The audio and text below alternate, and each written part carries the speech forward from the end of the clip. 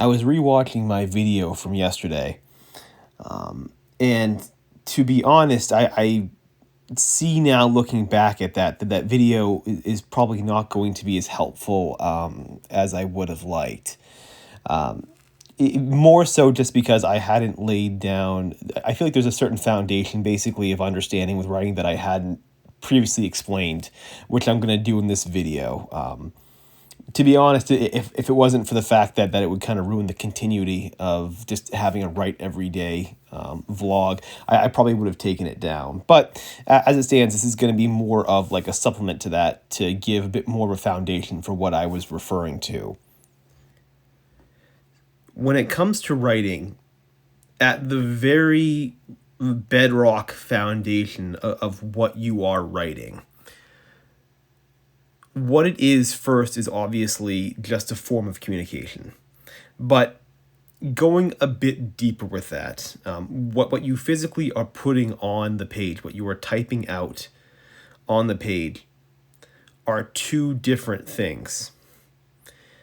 When you write, you are writing both what is actually expressed, so the actual words you put down, and what is implied with your writing. Now, when I refer to implication or implied writing, I'm referring to when your writing says more than just what is there, when you can get into the deeper emotions that your character or that your narrator is trying to show without having to hit you over the head by expressing it out loud. I'm not really sure if there's a better definition of that or if there's a more succinct way of explaining that. Implication, to be honest, is a bit... because it is somewhat abstract, because it's not the direct thing of what you are saying, I do think it's a bit hard to define. I'm sure someone out there can come up with a better definition. But that is what I'm trying to get across when I say implication in your writing. Now, different mediums of writing have different degrees of this.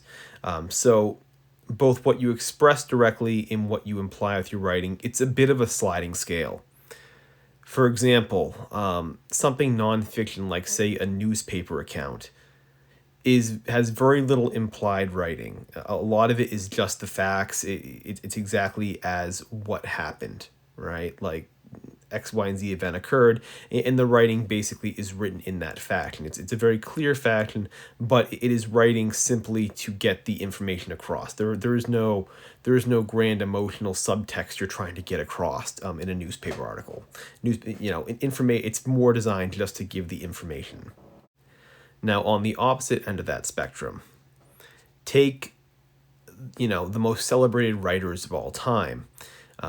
Most of them are well celebrated because their writing says more than just what is on the page. What they express basically comes through. It becomes much grander basically than what they have actually written down, and that is often why they are so well celebrated.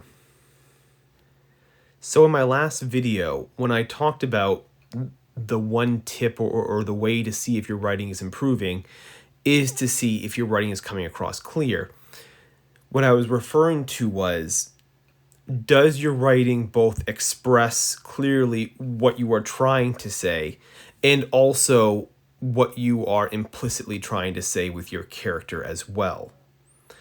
And if you can master the clarity of both, you are very you're on your way to becoming a very masterful writer.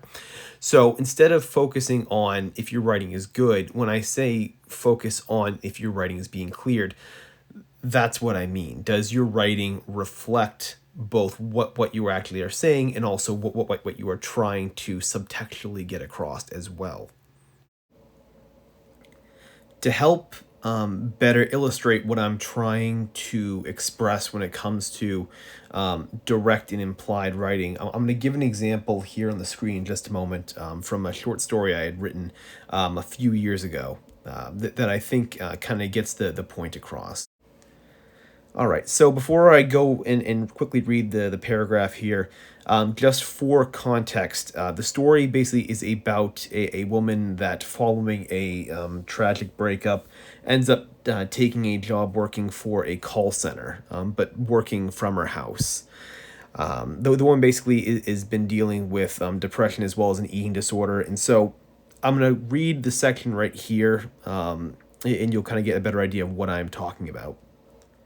Some weeks, I didn't leave the house. I'd barely roll out of bed in time to log in for my shift. My one daily stretch of fresh air was retrieving bills from a mail slot outside my door. I had my groceries delivered, non perishables and packages of veggie burgers I'd keep in my freezer and heat up when I felt hungry. I'd try to eat at least once a day. It was a promise I did my best to keep. On days I woke up feeling good about myself, I'd blend bananas and frozen berries into a smoothie for breakfast. Happiness, I'd learn, was predicated on momentum, one stone stacked upon another.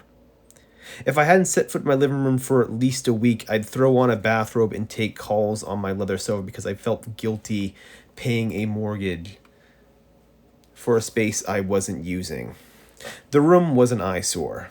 I knew before ever setting foot on the carpet that I was going to feel worse for having gone in there. Old binders and exam prep books for my broker's license were stacked by the doorway beside a banker's box containing my old office supplies. On top of the box was a bronze statue depicting a charging bull about to gore a retreating bear in a mug that said, "I passed my Series 7." I'd managed to compartmentalize my previous life between a television and a row machine. I threw my blanket over the pile and let it hang there, as though at any moment I could pull it off and everything beneath it would have vanished. The walls were off color too. I wasn't a fan of green. Now, when I'm talking about implied writing, I want you to notice the last paragraph, right? Those two sentences where I say the walls were off color too. I wasn't a fan of green. As you can see, the writing basically is less to do with the actual color of the walls, right? Like the sentence basically conveys not just obviously the depiction of the wall, but it's also the narrator's self-deception, right? The fact they've gone through so much of this sort of depressive view of their room, and then all of a sudden at the end to sort of help kind of lie to themselves in a sense. They go, yeah, I also wasn't a big fan of green either, to sort of dismiss what they've just said basically in the previous section. That's what I'm talking about, just an example of implied writing, right? You've picked up more about the character's emotion from those two lines than what's actually written on the page. Or I hope. This story, for context, was never published, so I'm hoping it came across at least that clear. But when I'm talking about implied writing, that's kind of an example, right? Like you were able to pick up basically a deeper thing than what I had actually put on that page.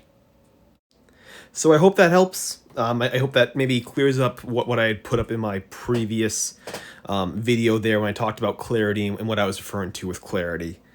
It's one of those things where I think just as I go along with this vlog, I'm gonna end up probably having to do certain videos that kind of amend prior ones, just because I'm realizing now that I'm saying things, but I'm not necessarily laying a good foundation for explanation on those things. So I do apologize, but I do hope this helps out a little bit to kind of clarify what I'm referring to when I talk about clarity in your writing, in what that actually means.